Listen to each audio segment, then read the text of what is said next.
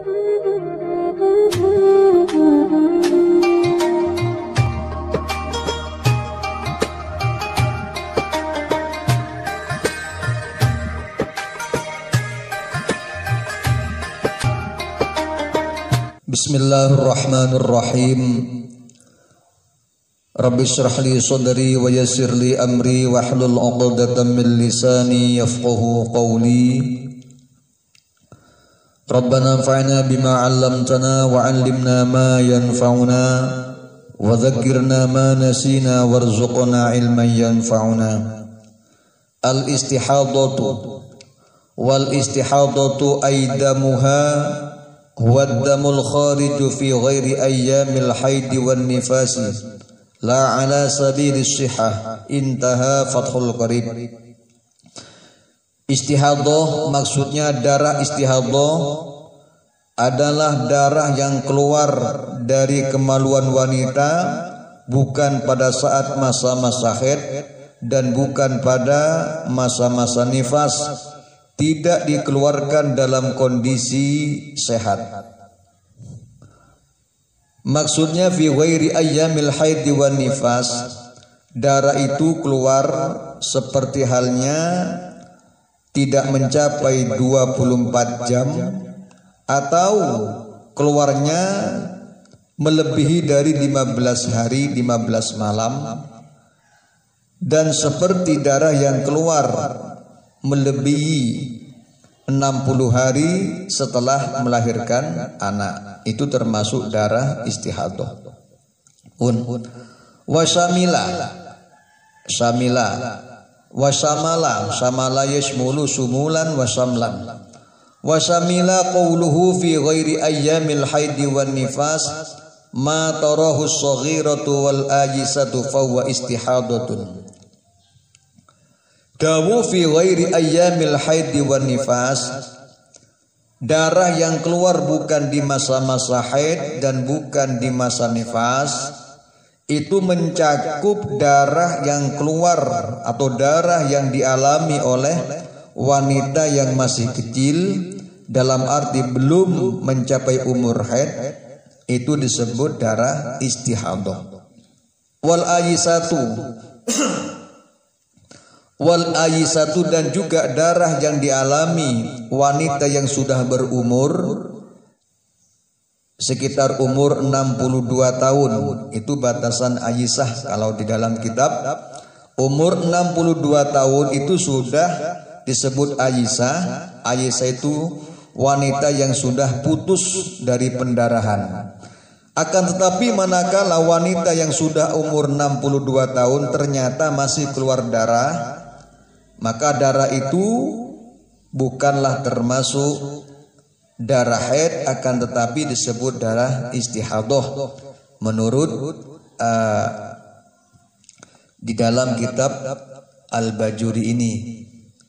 Wala tamna'ul istihadatu as-salata was-sauma wa ghairahuma mimma yamna'uhul haidu li'annahu hadatsun daimun. Darah istihadah tidak menghambat terhadap sahnya solat, tidak menghambat terhadap sahnya puasa dan lain-lainnya dari segala hal yang diharamkan, yang dilarang sebab haid, itu tidak terjadi pada istihadah. Apa yang dilarang disebabkan haid maka diperbolehkan pada saat istihadah. Termasuk bersenggama antara suami istri diperbolehkan, karena darah istihadah merupakan hadas yang permanen. Fataghsilul mustahadatu farjaha fatahshuhu fatahsibuhu fatatawaddau ba'da dukhuli waqti sholati. Kemudian cara bersucinya wanita istihadah, pertama adalah ketika sudah masuk waktu sholat, basuhlah kemaluannya, sucikan kemaluannya. Kemudian setelah suci kemaluannya, fatahsuh, kemudian menyumbalnya. Farjinya disumbal semacam kapas, dimasukkan ke dalam farji. kira-kira sumbal tersebut ukurannya masuk dalam wilayah batin. Dikatakan di dalam kitab Sulaimanul Jamal, wa yajibu fil hashwi ayyakuna dakhilan an mahallil istinja la barizan anhu li alla tasiru hamilan limuttasilin binajisin. Sumbal tersebut wajib berada di dalam farji, di belakang kulit yang wajib dibasuh pada saat istinja. La barizan anhu, bukan di luarnya. Kenapa kok harus masuk di dalam? Li alla tasiru hamilan limuttasilin binajisin, agar wanita tersebut tidak dianggap membawa sesuatu atau benda-benda yang sambung dengan najis.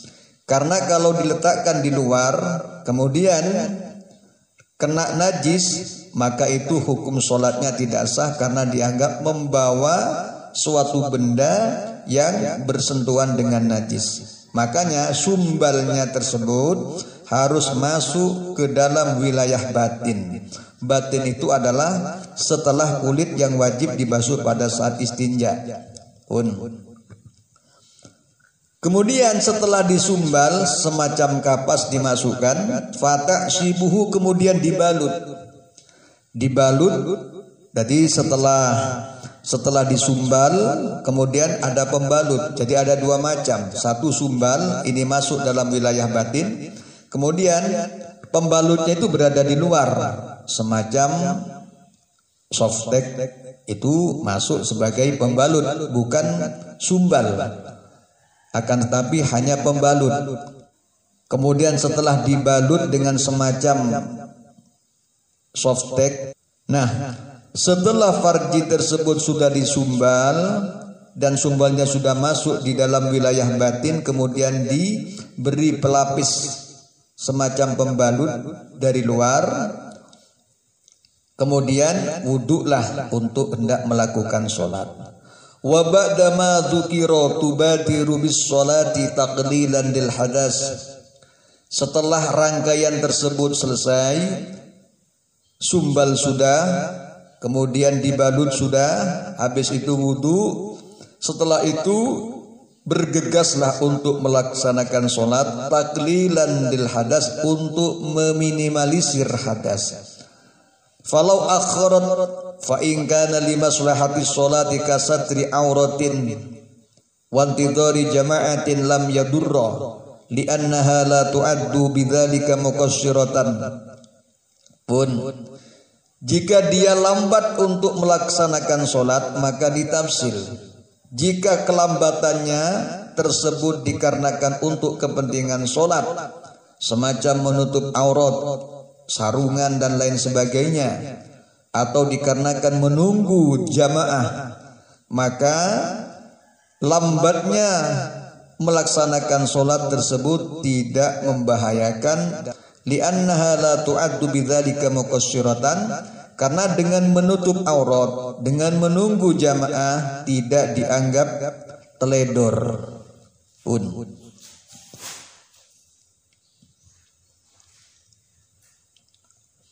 Wa in kana li ghairi maslahati sholati darra, apabila lambatnya melaksanakan sholat dikarenakan hal yang tidak ada kaitan dengan kepentingan sholat, maka darra dianggap bahaya, maksudnya dapat menjadikan wuduknya batal.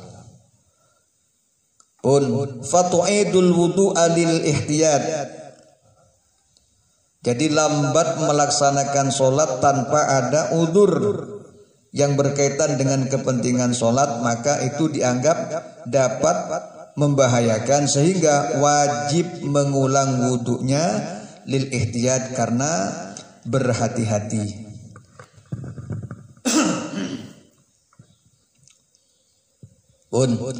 Wa yajibul wudu'u 'alaiha likulli fardin walau manduran katayammumi, wa kadza yajibu 'alaiha likulli fardin tajdidul ghusli.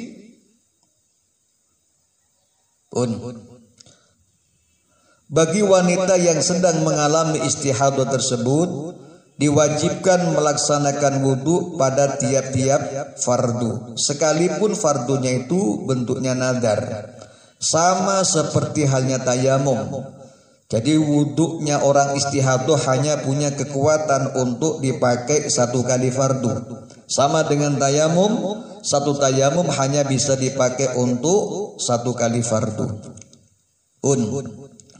Sedangkan niatnya orang istihadah pada saat wudu itu niatnya bukan untuk menghilangkan hadas, karena hadasnya itu daim, hadasnya itu permanen, tidak hilang. Maka niatnya adalah istibahah, sama seperti halnya tayamum.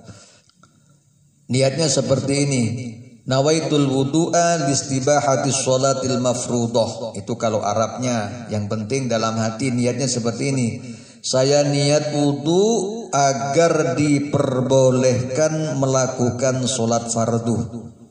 Itu sudah niat yang paling tinggi.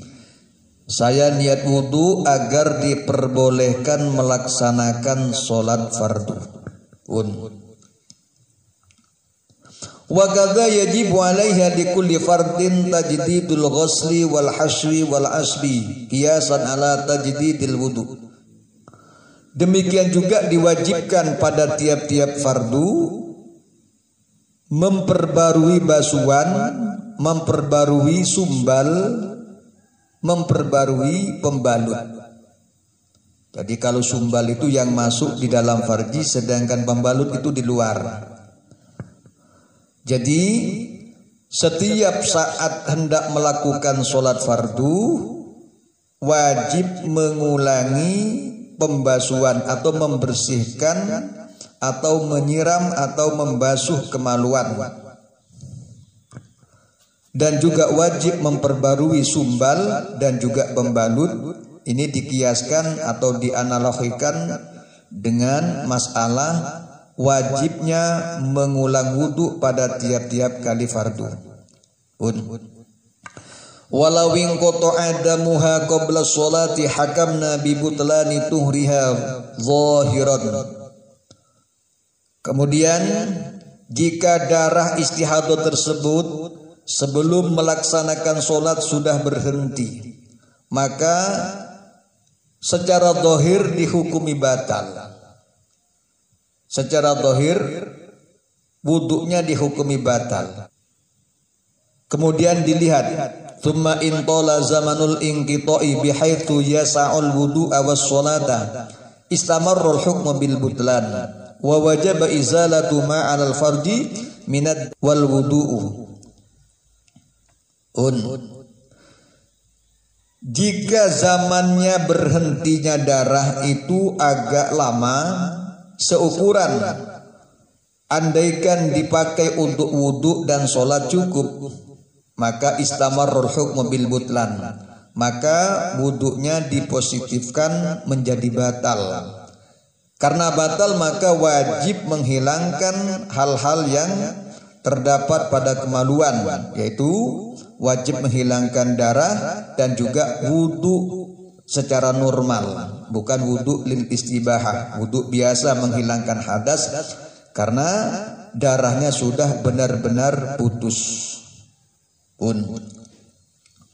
Wa illam yatul bi an 'adad damu ala qurbin tabayyana adamu butlani tuhriha li'anna al-hukma bil butlani kana mabniyan 'ala adh-dhahir li'anna al-mutabadiru min inqita'id dami adamu 'audihi falamma tabayyana khilafuhu hakamna bi adamihi. Intaha al-Bajuri. Jika berhentinya darah, jadi sebelum sholat darah itu berhenti, tapi berhentinya tidak lama, darah itu muncul kembali dalam waktu yang singkat, sehingga andaikan waktu berhentinya tersebut dipakai untuk wudhu dan sholat jelas tidak cukup, itu berarti tidak lama, maka jelas wudhunya tidak dianggap batal. Karena hukum batalnya wudhu tersebut mabniyan ala zahir, berdasarkan hukum zahir. Karena li'annal mutabadira min inqita'id dami adamu audihi. Karena sepintas jika darah itu terputus, sepintas tidak akan kembali. Kemudian falamma tabayyana khilafu hakamna bi adami. Kemudian pada saat ternyata darah tersebut kembali dalam waktu yang singkat, dalam waktu yang tidak lama, maka kita menghukumi wudunya tidak batal. Di dalam kitab Syarhul Manhaj diterangkan ayil haswi wal asbi ay bi syarti wujubihima bi anihtajatha walam tata'adza bihima walam takun fil haswi shaimatan wa illa fala yajibu bal yajibu ala shaimati tarkul haswi naharon. Yang dimaksud dengan sumbal dan pembalut tersebut jika memang sudah sampai pada batas wajib untuk memakainya. Gambarannya dia memang membutuhkan, karena kalau tidak disumbal darah akan keluar. Dan disyaratkan lagi dia tidak merasakan sakit dengan adanya sumbal dan pembalut tersebut. Walam takun fil haswi shaimatan, dan pada saat dia menyumbal tidak dalam kondisi berpuasa. Kalau pada saat berpuasa maka wajib meninggalkan sumbal. Walau kharajat damu ba'dal asbi li kasratihi lam yadurra aw li taksiriha fihi darra.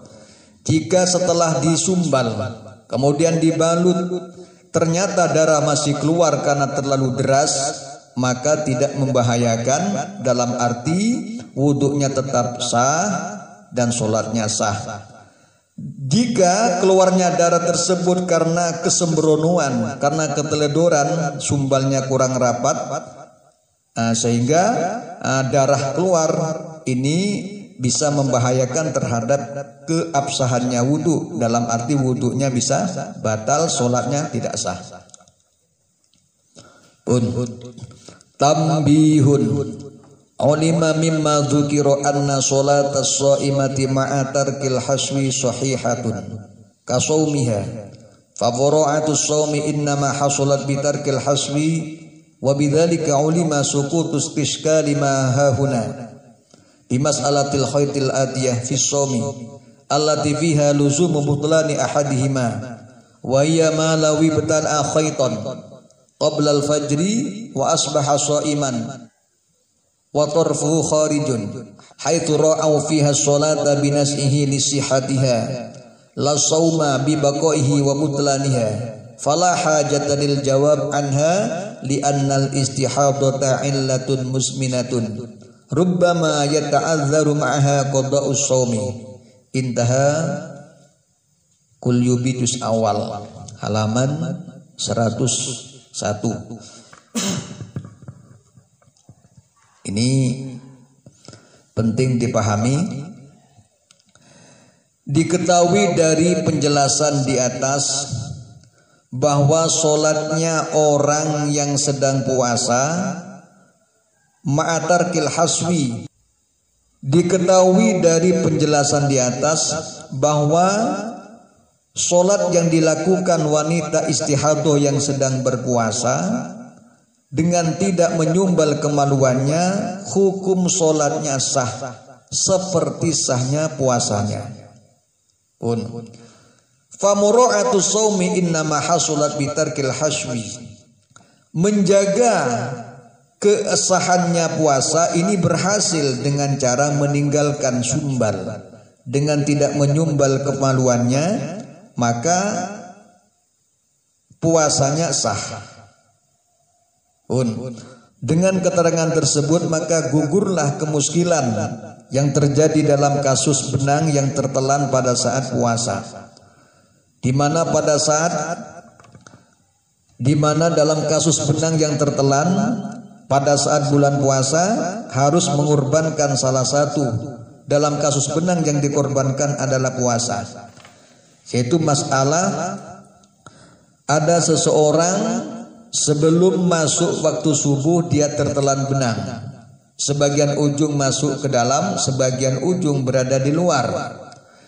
Ini kalau dibiarkan maka sholatnya tidak sah karena dia membawa benang yang sambung dengan najis di dalam.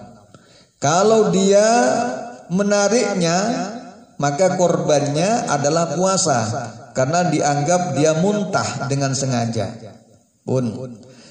Jadi kasusnya ada seseorang sebelum masuk subuh dia tertelan benang, sebagian berada di dalam, sebagian ujung berada di luar. Kemudian masuklah subuh, berarti dia sudah mulai berpuasa. Nah, pada saat setelah subuh, sebagian benang masuk di dalam perut, sebagian ujung berada di luar. Ini sudah berpuasa. Kalau ini ditarik, maka korbannya puasa karena dianggap muntah dengan sengaja. Kalau dibiarkan maka sholatnya tidak sah karena dia membawa benang yang sambung dengan najis yang berada di dalam. Ini si malakama, harus ada yang jadi korban. Dalam kasus benang ini yang dikorbankan adalah sholatnya. Beda dengan masalah istihadah. Di sini diterangkan fala hajata lil jawabi anha li'annal istihadata illatun muzminatun rubbama yata'adzaru ma'ha qada'us shaumi. Kemuskilan di atas tidak perlu dijawab karena istihadah merupakan penyakit yang lama, terkadang kesulitan untuk mengkodok puasa yang ditinggalkan.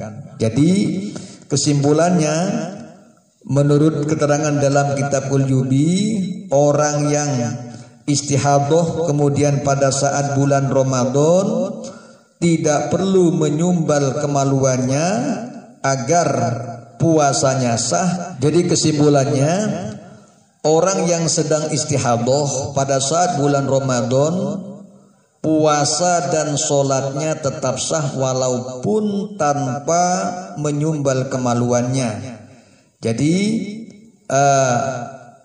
sholatnya sah walaupun darah keluar, puasanya sah karena tidak ada benda yang masuk ke dalam farji. Ini dalam kitab Qulyubi diterangkan alasannya karena istihadah merupakan penyakit yang lama yang kemungkinan akan terjadi masyaqqat nanti bila mengkodok puasa. Jadi alasannya masyaqqat. Jadi sholatnya sah dan puasanya sah tanpa memasukkan sumbal ke dalam kemaluannya. Jadi kesimpulannya, orang yang sedang istihadah kemudian pada saat bulan Ramadan meskipun tidak menyumbal farjinya dengan semacam kapas, sholat dan puasanya sama-sama sah. Jadi mengikuti keterangan yang terdapat di dalam kitab Qulyubi, ini sholat dan puasanya sama-sama sah meskipun tanpa menyumbal kemaluannya.